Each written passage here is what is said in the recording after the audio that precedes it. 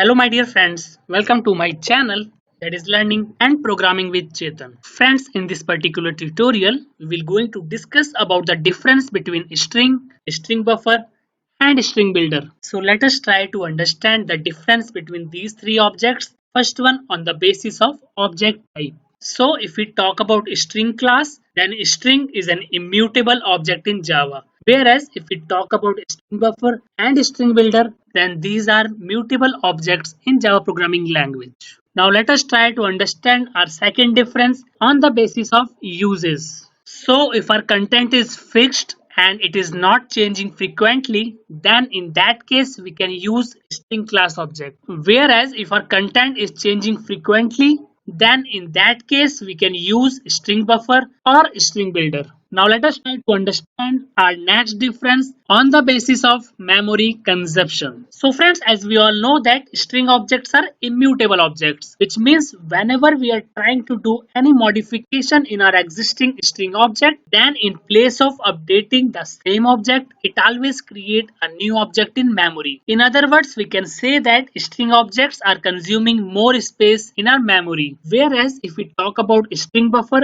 and string builder objects, then these objects are of mutable type, which means that whenever we are doing any modification, then it always update the same object and it don't create a new object in memory. So in other words, we can say that string buffer and string builder are efficient and they are consuming less space in our memory. Now let us try to understand our next difference on the basis of synchronized methods. So all the methods which are defined inside a string class and string builder class are not synchronized. Whereas if we talk about string buffer class, then all the methods which are defined inside a string buffer class are synchronized. Now let us discuss our next difference on the basis of thread safety. So friends, as we have already discussed that string objects are immutable and immutable objects are thread safe in Java. So string objects are thread safe in Java programming language. Means that at a time only one thread is allowed to operate on string objects. And in case of string buffer objects, all the methods which we have defined inside string buffer are synchronized. So at a time only one thread is allowed to operate on string buffer objects. So our string buffer objects is also thread safe. Whereas in case of string builder objects, at a time multiple threads are allowed to operate on these objects. So string builder objects are not thread safe in Java. Now let us discuss about our next difference on the basis of performance. So friends, as we have already discussed that string objects and string buffer objects are thread safe. So at a time only one thread is allowed to operate on these objects and it increases the waiting time of other threads. Hence, the relative performance of string object and string buffer object is low. Whereas in case of string builder objects, multiple threads can operate on string builder objects and threads are not required to wait to operate on these objects. So the relative performance of string builder is high in comparison to string buffer object. Now let us discuss about our next difference on the basis of storage area. So if we talk about string objects which are created by using string literals, then these objects are stored in string constant pool,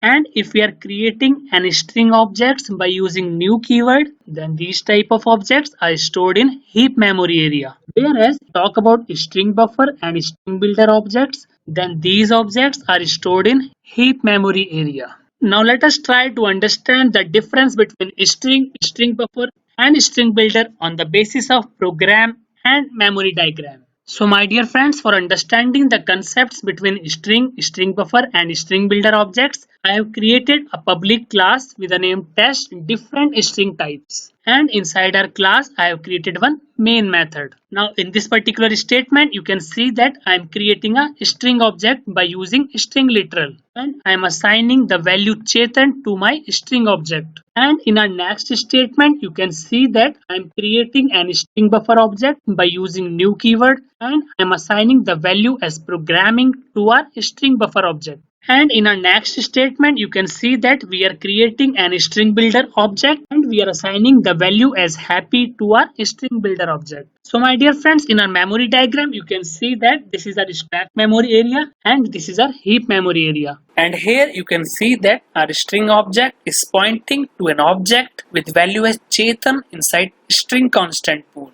And our string buffer object is pointing to an object inside our heap memory with value as programming.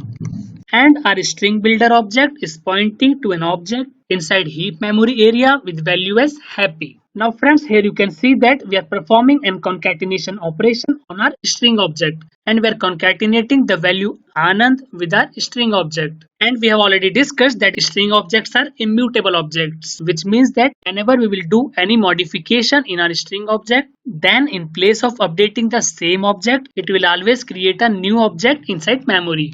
So in memory diagram, you can see that a new object is created with value as Chetan Anand inside our string constant pool, but our string object is still pointing to the same object.